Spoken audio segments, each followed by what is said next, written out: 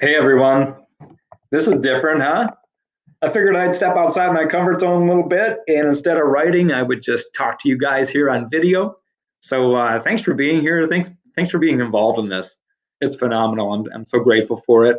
Um, like I said in my email, it's a little bit intimidating because the people on this email list are probably the best people in the world. Are a lot more holy and more knowledgeable than I am. So the fact that you guys take time to be involved in this, I really appreciate it.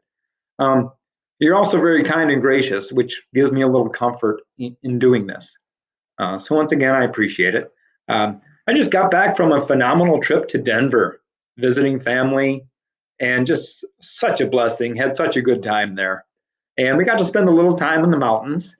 And being there kind of got me thinking about the mountaintop experiences. And ever since that second Sunday of Lent, I've been thinking about the Transfiguration story. That was the gospel that weekend. If you want to take a quick look back at it, pause this. That's in Mark chapter 9, verses 2 through 10. And I had a few thoughts about that. I hope I can put them together in some kind of coherent thoughts about it. Um, First of all, I don't really know why Jesus did it. What I do know is that it was a phenomenal blessing to James, John, and Peter in that they got to see a glimpse of who Jesus really is.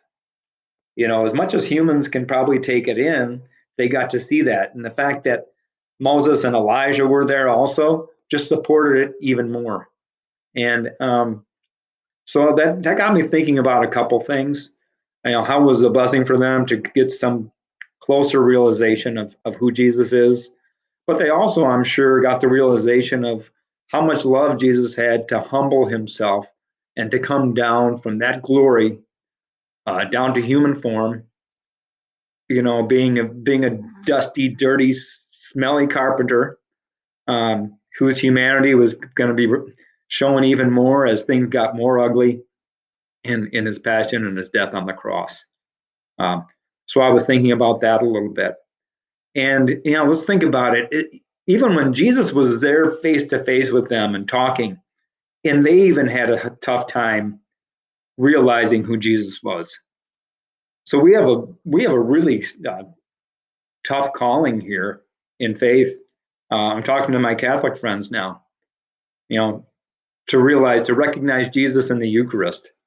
You know, when we see what appears to us to be a wafer and wine, for us to be able to comprehend the truth that once consecrated, we have in our presence Jesus' body, blood, soul, and divinity.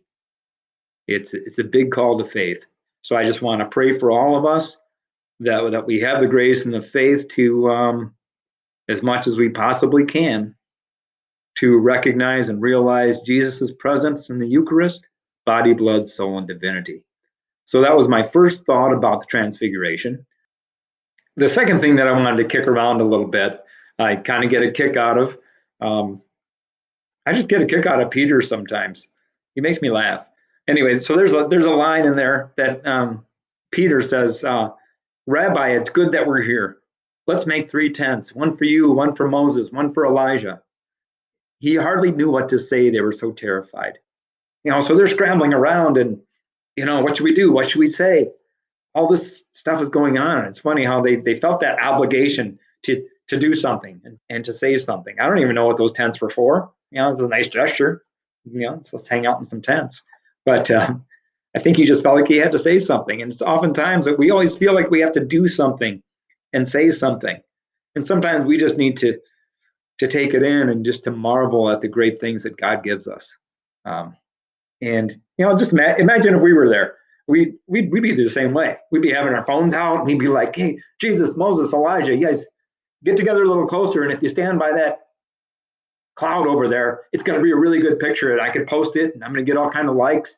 And then after that, we'll all get in the picture. We'll ask that shepherd over there to come over and take all of our pictures, and it's going to be great." You know, we find ourselves in that mode. I'm sure you guys do. Yeah, where sometimes I think it's really good for us to just like, sit back and take it in. So during this Lent, I'm going to try to find more opportunities to do that, and I'm going to pray that we can all do that as well and enjoy the moment. So that's it. I don't know if there's much there, but I enjoy doing it. Man, I talk a lot. I'm looking at the clock, and I plan on talking like 2 minutes, and I don't even know what the clock's at now. But thanks for listening. Please and drop me a line. Let me know what you think of the video thing. I know I'm a better writer than a speaker, but I figured I'd give it a shot. So I appreciate you guys indulging me and letting me do it. And I look forward to talking to you guys soon. So keep the faith. Be good, have fun, be nice to people, all those things that you guys are all about. Keep it up. All right. Love you guys. I'll talk to you soon. Bye bye.